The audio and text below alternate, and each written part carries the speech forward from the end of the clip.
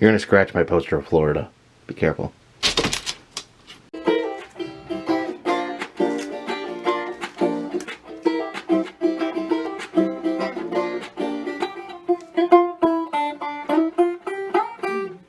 Hey, you all, Carpetbagger here, coming to you live today from the bunker. And I thought we'd get out and get some fresh air today. First, a few things I wanted to mention though. Enamel pins in the Etsy shop are currently sold out. I was not prepared for how many people wanted the enamel pins. So last night they completely sold out. I have gone ahead and ordered a new batch, so hopefully within a couple weeks we'll get the enamel pins back in the Etsy shop that currently are still smash pennies and a few buttons left if you're interested in those. Also, I wanted to let you know I'm going to be doing a weekly live stream now during the unpleasantness. It's going to be every Thursday at 9 o'clock Eastern Standard Time. We'll be doing it every week. Come by, check it out. We're just going to hang out and chill and, you know, blow off some steam. I think in these times, you know, we're separated from everyone, so that can give us a little bit of time to congregate and just have some social interactions with each other. Again, that is every Thursday at 9 o'clock p.m. Eastern Time. Now, I saw a news story that kind of gave me some ideas. In Indonesia, to help fight the unpleasantness, to help keep people social distancing, they have actually, the government, this is real, the government has deployed ghosts to have people dress up in shrouds and scare people into going home and not being out and about. And apparently it's working. And this whole thing got me thinking, you know, visiting all these haunted houses, visiting all these haunted attractions. I've met quite a few scare actors. Scare actors are amazing people. They take their work very serious. I've made some good friends that are scare actors. So I wanted to put a call out to scare actors. I think this may be your finest hour. We need to help enforce social distancing. So I'm making a call out there to all my scare actor friends. Let's put those masks on, put the makeup on, rev up your chainsaw, and let's help people practice social distancing. If you see people congregating, you see a group of over 10 people congregating, you scare them apart. If you see people out in busy places when they should be home, scare them all the way home. Scare those people, make them so scared they're not going to want to go within 6 feet of anyone. So let's put this out there. This is a call to action. Hashtag social scaring. But anyways, I did want to get out and get some fresh air today, go out into the community. So let's feed the fish first. You know, this tank is getting really kind of scummy looking. There's algae deposits building up on the glass. Now, I heard the pet store is still open. Let's go by the pet store and see if we can get some sort of algae-eating fish to help out. Now, here's one thing that people may not know about my hometown of Waynesville, North Carolina. I'm currently in what is known as Hazelwood. It is a part of Waynesville. It actually used to be its own town, but it was absorbed by Waynesville and it's now considered part of Waynesville. But here in Hazelwood, North Carolina, is the home of the North Carolina state dog, the Plott Hound. And right here we have a statue celebrating the Plott Hound. So I don't know if this is sculpted after any particular dog or if this is just a representation of all Plott Hounds. I'm gonna get a good look at that Plott Hound here. Let's learn about the Plott Hound. It says, internationally known artist Todd Fraham sculpted the Plott Hound in a manner that depicts its uniqueness and tenacity. Determined, courageous, and proud, outdoorsmen from as far away as Africa and Japan hold the Plott Hound in near mystical esteem. Wow. Mystical esteem. It says it is perhaps The world's toughest dog. It's bred to track, run down tree, and if necessary, grapple with a bear 8 times its size. Can you imagine this guy right here, this little feller, grappling with a bear? He may be the world's toughest dog. Let's see. It is often overmatched, but rarely intimidated by that fact. Plott Hound has curiously sharp and high-pitched voice. Oh, that sounds kind of annoying, actually. Unlike the deep-throated howl common to other coon dogs. Plott Hound is one of the only 4 breeds known to be of American origin. Does anyone know what the other 3 American breeds are? I don't. It's originating here in Hazelwood in the 1750s. Plott Hound was named the state dog of North Carolina in 1989. Guys, don't ever say I don't teach you anything.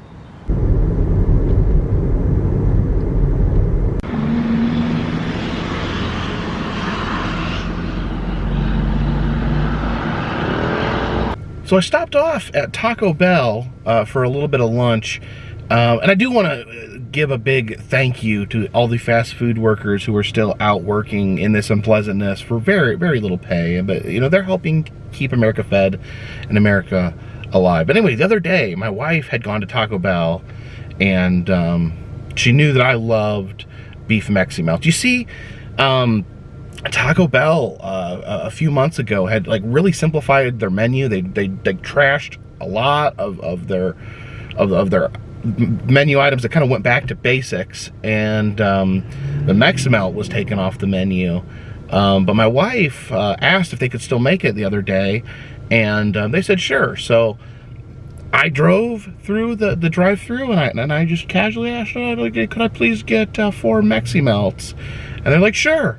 So apparently I have been dying of Meximelt starvation for the past few months. I get when I see a Taco Bell, I literally get depressed because they don't have, because I can't get my Meximelts anymore. But apparently, at least this one, this is the Waynesville, North Carolina Taco Bell. You can still get Meximelts. I don't know, is this a national thing?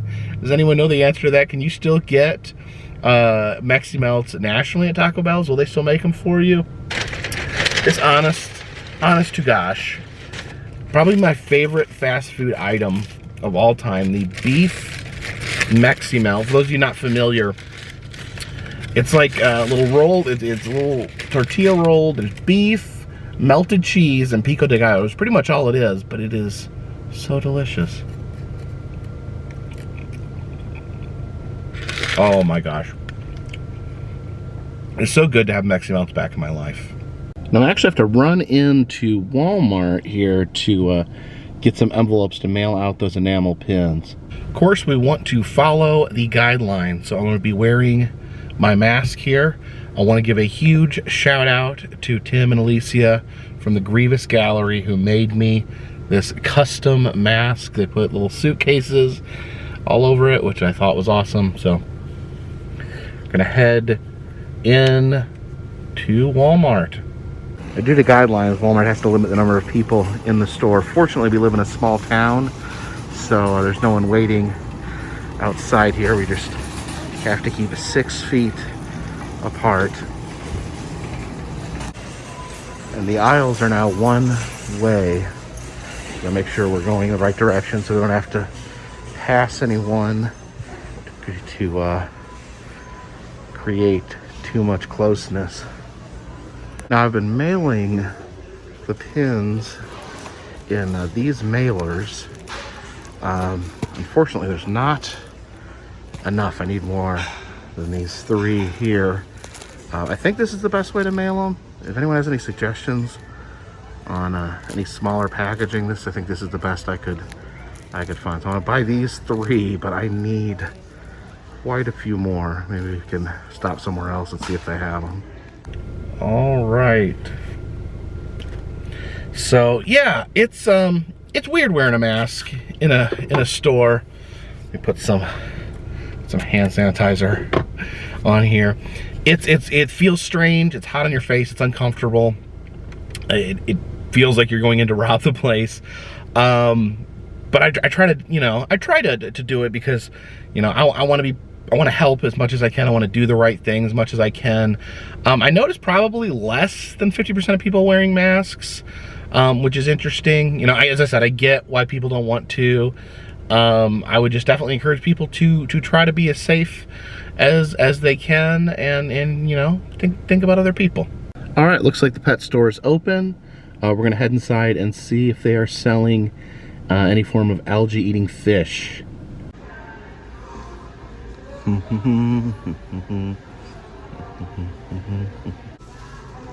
Pick up some treats for the cats while we're out. They actually have some blue tape set up, so only one customer is allowed in the fish area at a time.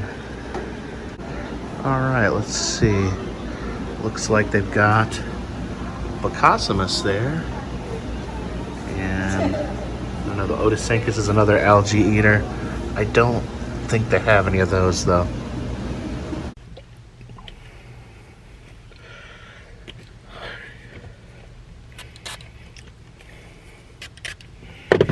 All right, so I got the Bacosimus to help clean up the tank. I don't know if you can see in there. You can see I got a little African dwarf frog. He seemed a really cute little addition to the tank. And then I got 2 more neons to help keep my one neon company. We'll get these home and get them in the tank. Also got another live plant for the tank. You know, you think about getting fish, but I think plants get overlooked. And I've had a lot of luck with these live plants. I think it really helps the health of the fish, the health of the aquarium in general. So this is pretty expensive. This was almost $10, but got a little bit of underwater grass to put at the bottom of the tank. So let's get home and get this stuff in the tank. Oh, hurry up there, man. There's a train a-coming.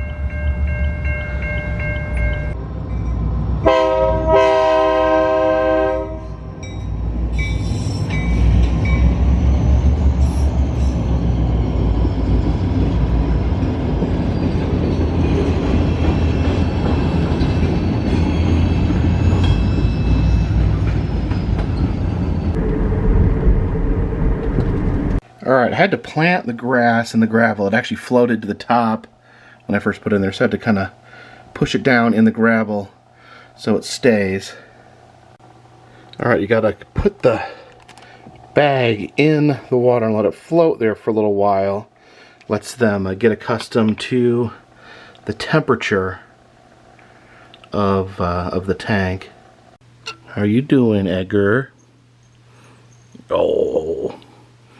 Belly rub.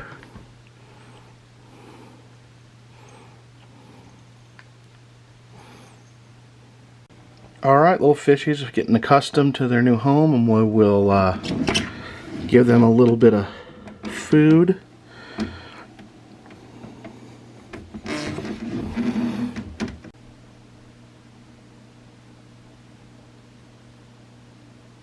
Alright, I think it's time to head out for our walk.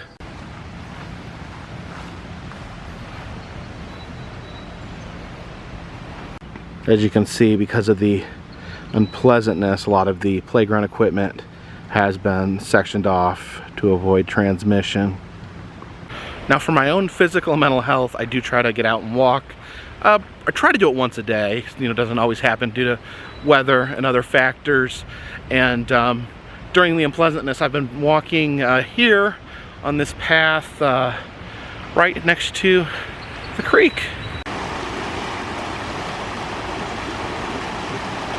Now, kind of what my routine is that I'll walk one way where I'll listen to my headphones, listen to podcasts, I'll play Pokemon on my phone, and then on the way back, I'll take out the headphones, put away my phone, and just kind of enjoy nature, try to take it in, try to be mindful of the nature around me, try to take in, you know, the sounds, the sights, the smells, try to fill my senses with what's going around me to kind of, you know, it's good exercise that helps, you know, not only your physical body, but your mental health as well.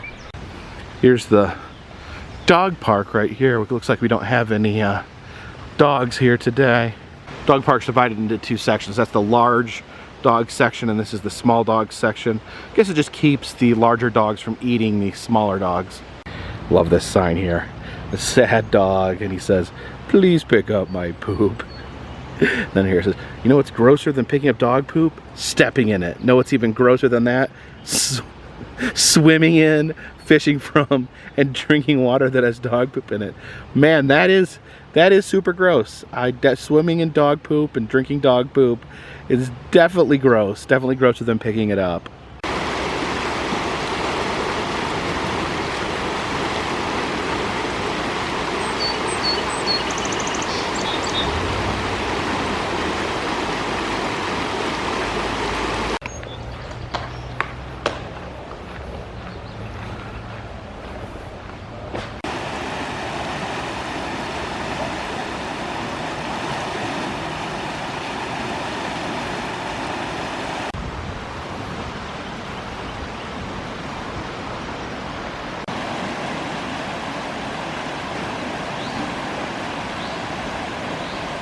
This giant ball of sticks and trash has been here in the middle of the river for quite some time, and it's really pretty interesting. Come and check on this every day.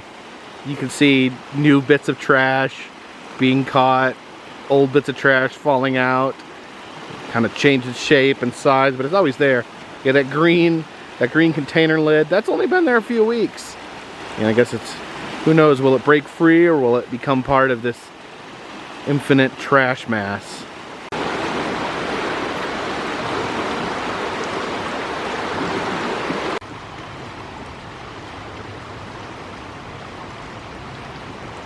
See this stump here? It's been carved into a little owl.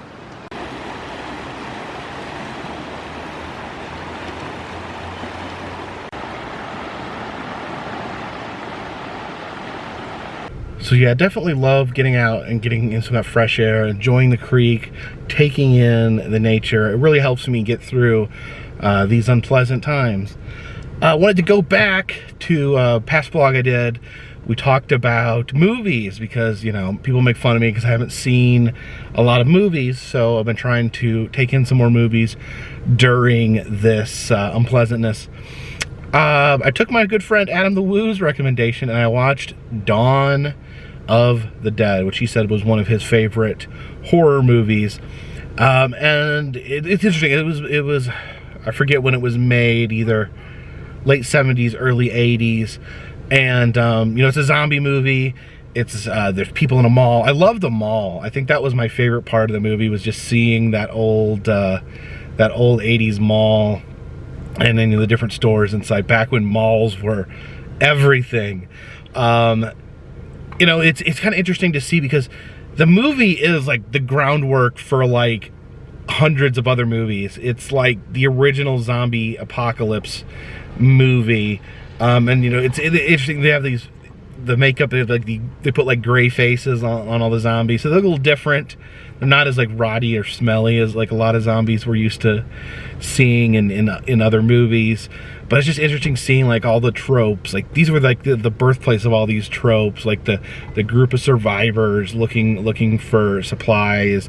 You know, the band of marauders coming in trying to ruin everything. It's like this blueprint that we see today in like Walking Dead and all these other zombie movies. So yeah, thumbs up, the origin of zombie movies. Also wanted to go back and give it a request for an explanation. I talked a little bit about the Friday the 13th series last time. We did this little movie corner or whatever I'm gonna call it. I don't know what we're gonna call this section of the videos, but Friday the 13th confused me a lot, and I wanted to see if someone could give me a good explanation. So in the first movie, and I don't think it's spoilers because it's like 40 years old, but in the first movie, it's kind of a mystery. You don't know who the killer is, and it turns out to be Jason's mother, because Jason isn't introduced as the killer until the second movie. But the mother's motivation for killing is that her son Jason drowned. So she is taking revenge because the counselors let her kid drown, and in the end she gets killed. And in the second movie we find out Jason's alive, which I have a hard time making sense of, because is like if he was alive, then how would she have had motivation to kill all these campers? And I think they kind of say that he was like living in the woods or something, but so he almost drowns at camp and then crawls out and decides to live in the woods, and his mother, I guess she doesn't know. She's not aware that he's living in the woods. But then they say that he saw his mom get decapitated. So now his revenge is he wants to take it out on the counselors who killed his mother. But she was only killing because he was dead. So, I don't know. Someone explain this. Someone explain this to me. Anyways, I'd love more recommendation for movies. I do watch movies that aren't horror movies. I don't know. Horror movies tend to be movies that you can kind of space, you know, you can relax your mind a little bit and not take it so seriously. I really love like real life stuff, like documentaries and things like that. And I really got sucked in to the whole Tiger King thing. I've watched the Tiger King documentary twice all the way through. I've listened to the podcast, plus gone and seen all the interviews on YouTube with the cast members.